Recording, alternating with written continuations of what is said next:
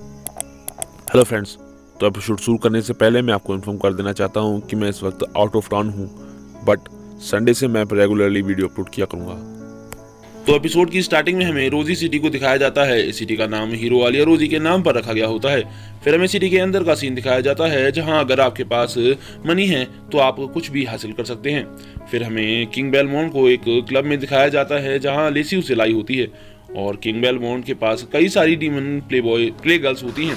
उनमें से एक फॉक्स डीमन उसे बहुत ही प्यार से स्पेशल टी ऑफर करती है और वहीं उसके पास बैठी दूसरी स्नेक डीमन उसे बोलती है कि तुम्हें पता है कि स्नेक लोगों को बहुत ही अच्छे से पकड़ते हैं। तो वहीं दूसरी डीमन बोलती है कि मैं पूरी स्टिकी हूँ, क्या तुम मेरे साथ खेलना पसंद करोगे। ये देखकर लेसी खुद को समझाते हुए कहती है कि मैं ये सब किंग बेलमोंट की पावर्स को रीस्टोर करने के लिए कर रही हूँ। फिर फॉक्स डीमन किंग बेलमोंट से पूछती है कि माय डियर गेस्ट, आपको हमें से कौन सी पसंद आई और आप किसे चूज करेंगे। तो इस पर किंग बेलमोंट कहता है कि मैं किसी को भी चूज नहीं करने वाला हूँ। ये सुनकर लेसी सोचती है कि किंग बेलमोंट कितने अच्छे हैं, उनमें कोई गलत थॉट नहीं है। लेसी ये सब सोच ही रही होती है कि किंग बेलमोंट बोलते हैं कि मुझे सभी की सभी एक साथ चाहिए। ये सुनकर वो डीमन गर्ल्स खुशी से चिल्लाते हुए डीमन किंग को वहां से ले जाने लगती हैं।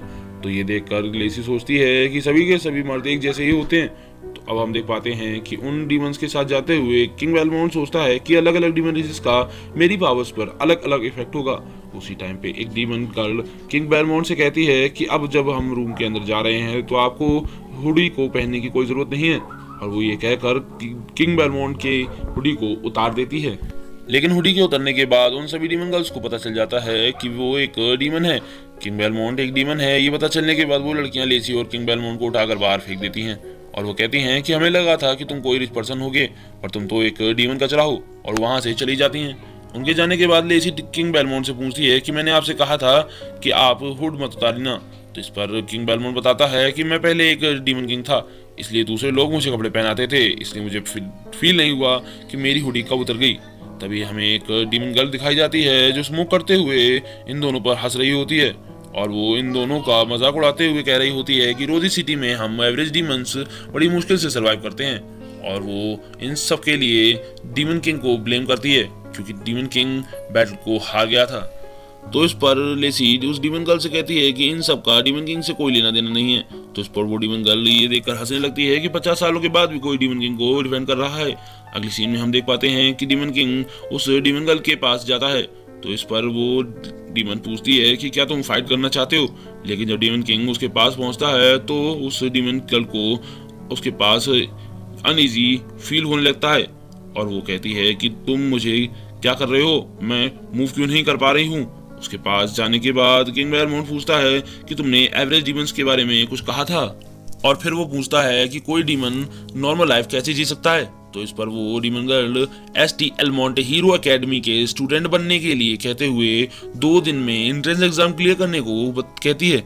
ये सुनकर किंग बेलमोंट लेसी को वहां से लेकर चला जाता है। अगले सीन में हमें 2 दिन बाद का एंट्रेंस एग्जाम रजिस्ट्रेशन कैंप दिखाया जाता है, जहां लेसी किंग बेलमोंट के साथ रजिस्ट्रेशन के लिए आती है। तो एग्जामिनर उन दोनों को देखते ही कहता है कि तुम दोनों इसके लिए एलिजिबल नहीं हो।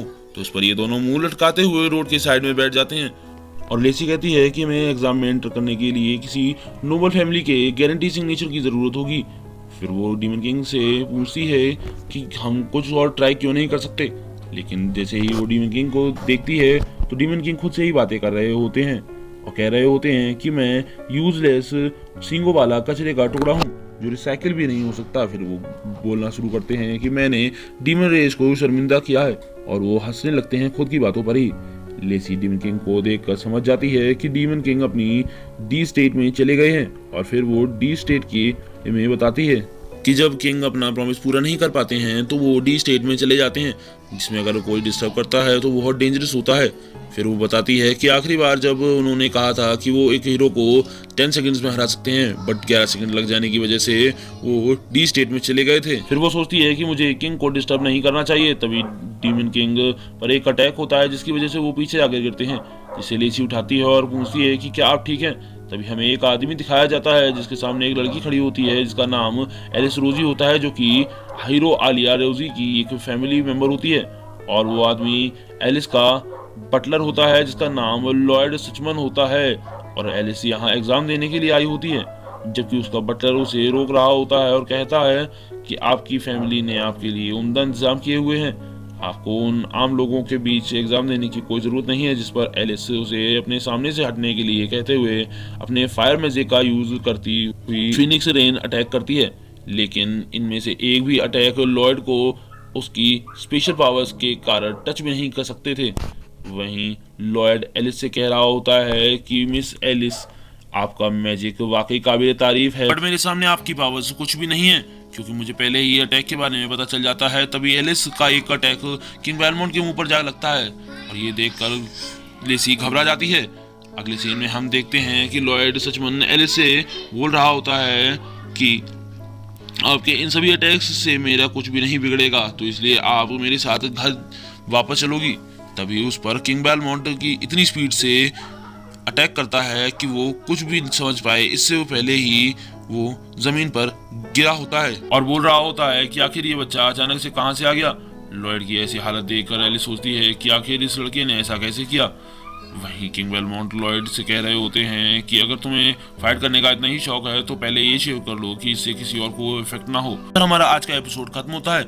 अगर आपको हमारी ये वीडियो पसंद आई हो तो लाइक करें, शेयर करें, कमेंट करें और प्लीज सब्सक्राइब जरूर कर लें।